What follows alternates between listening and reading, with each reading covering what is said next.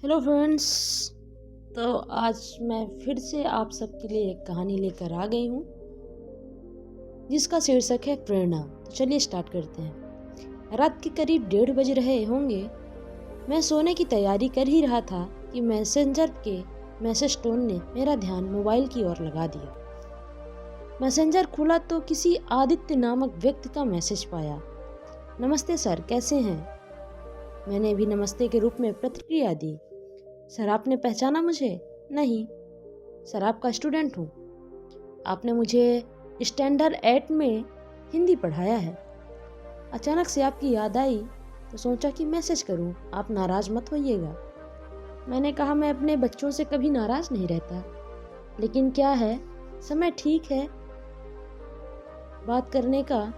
सुबह में ही बात कर सकते थे। वैसे तुम इतनी रात ऑनलाइन हो, पढ़ाई लिखाई नहीं हो रही?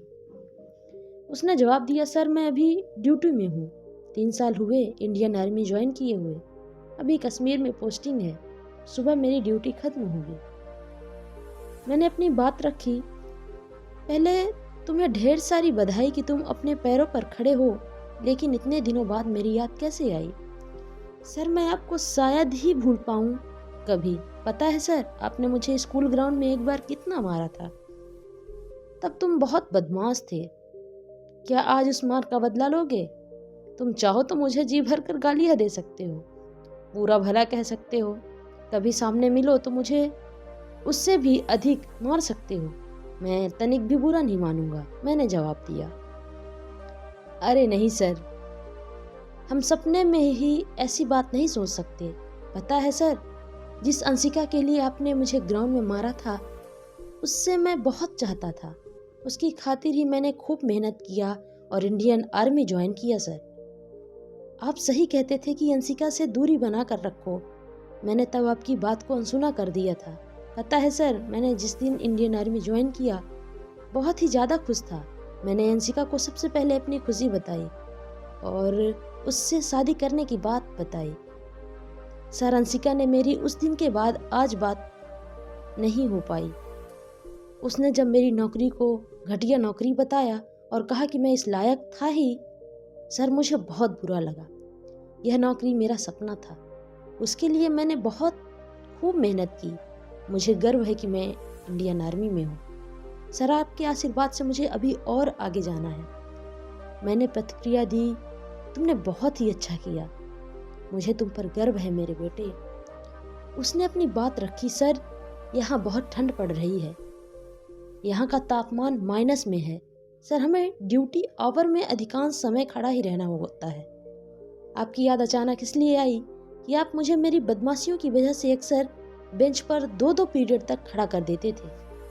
उस समय इतना गुस्सा आता था ना आप पर कि पूछिए मत। एक बार तो अंशिका के चलते मैंने आपको मारने की योजना भी बना ली थी, पर आप भी गजब थे। मेरी योजना की भनक पता नहीं आपको कैसे लग गई। अगले दिन आपने क्लास में सबके सामने मुझे प्यार से खूब समझाया। सर, याद है ना? मैंने लिखा, सब याद है, कुछ भी नहीं भूला।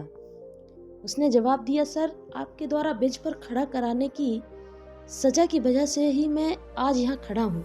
सर, ड्यूटी आवर में हमें घंटों खड़े रहने की में कोई दिक्कत नहीं होती अब। मैंने लिखा, तुम ठीक हो ना? किसी तरह की कोई दिक्कत तो नहीं है ना? वहाँ तो बहुत ठंड पड़ती होगी। ठंड से खुद को बचाते हुए ईमानदारी से अपना ड्यूटी निभाना। मुझे बहुत अच्छा लगा तुमसे बात करके। जैसे तुम अपनी कोई बात मुझसे नहीं छिपाते थे पहले, कैसे ही आगे भी नहीं छिपाओगे। मैं सिर्फ तुम्हारा शिक्षक ही नहीं, अभिभावक हूँ, एक दोस्त भी हूँ। तुम्हें जब भी समय मिले तुम मुझसे बात कर सकते हो। मेरा नंबर रख लो। अपना ख्याल रखना और हाँ, अपना पता भेज देना। मैं तुमसे मिलने आऊँगा एक दिन। बहुत बहुत आशीर्वाद बेटा। आदित्य ने मैसेज किया, सर आप जरा भी नहीं बदले। Thank you very much sir, you are the best. Good night sir. उस बातचीत के बाद मैं सोने चला गया। आदित्य, हमारी बातें अक्सर होती रहती। आज भी मैं उसका आदर्श हूँ। जब भी बात होती है, ग्राउंड में पिटाई, बेंच पर खड़े होने और अंशिका का जिक्र जरूर करता है। एक दिन मन में आया कि अंशिका को आदित्य के संघर्ष के बारे में बताऊं, पर फिर अंशिका की बात याद आ गई जो उसने मुझे कॉल करके बताया था कि सर आपके आशीर्वाद से आपकी बेटी बहुत जल्द ही आपसे किया हुआ वादा पूरा करके दिखाएगी। मैंने तब उससे इतना ही कहा था कि मुझे तुम पर विश्वास है मेरी बेटी।